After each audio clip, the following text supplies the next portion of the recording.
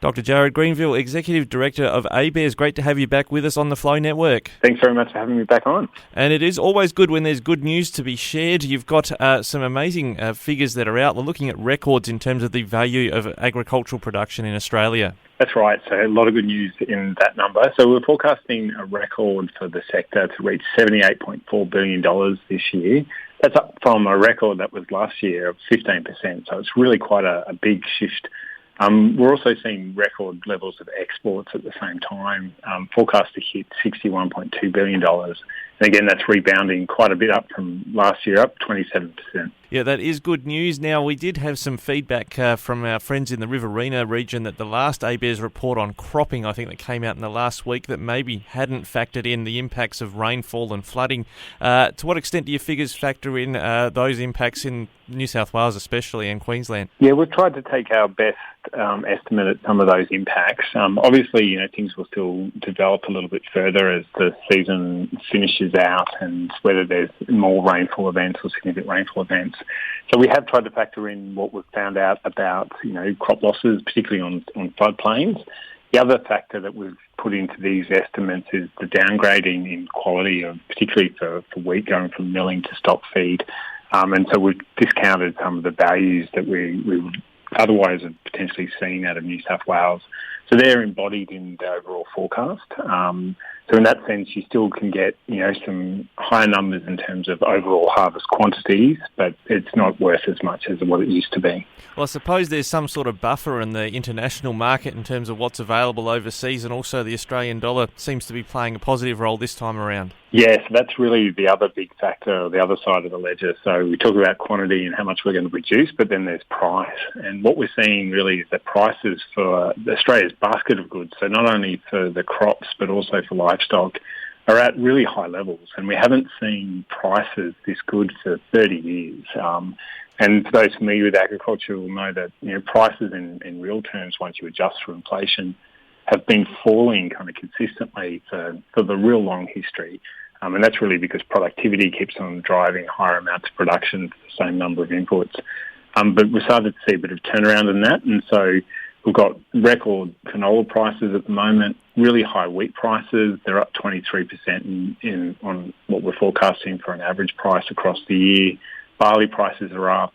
And across the suite of products, including livestock, prices are up as well. So high production and high prices is a pretty unusual combination to get. And when you get it, you get some big numbers like we're seeing this time. And when you get big projections like this, there's always risk factors. You mentioned inputs just before. Your report also highlights that going into the next cropping year, possibly some challenges in terms of those input costs. Yeah, that's right. Particularly for the summer cropping right at the moment, we're seeing fertiliser prices up a lot. They've really shifted since the winter crop went in.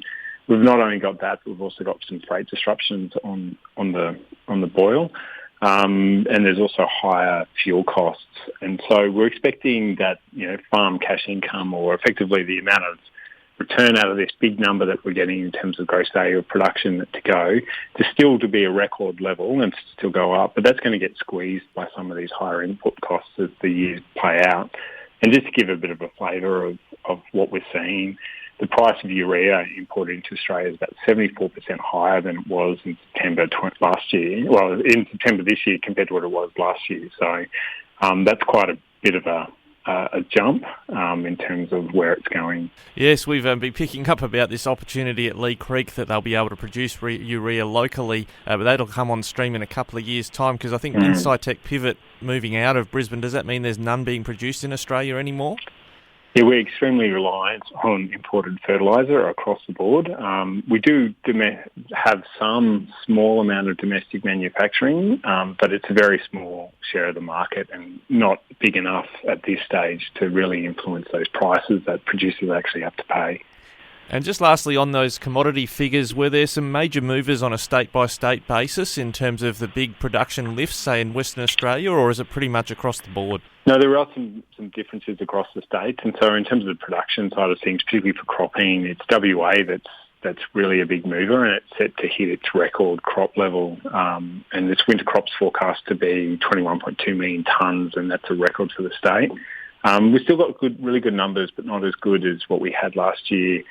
for Queensland and New South Wales. They're both at the second highest levels, third highest in Victoria, and the fifth highest in South Australia. So, not everyone's doing as well as WA, but to have all the states sitting, in the top 5 in terms of historical production levels is quite amazing.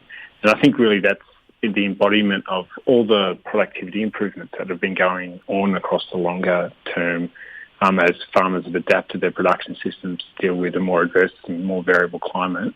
At the moment, we've got all those things coming together, and so we get much higher production. And as we were discussing earlier, at the same time as we're getting good prices. Now, just lastly, I know this crosses into the policy arena, but the Agriculture Minister's jumped on your report and already said we're on our way to $100 billion by 2030. That's the policy target. Do you think on this trajectory we're heading in the right direction for that? Well, certainly I think the productivity improvements that are embodied in some of these numbers certainly push us towards the right direction, and it's really about trying to get the agricultural or enabling the agriculture sector to make its best contribution to the Australian economy that it can.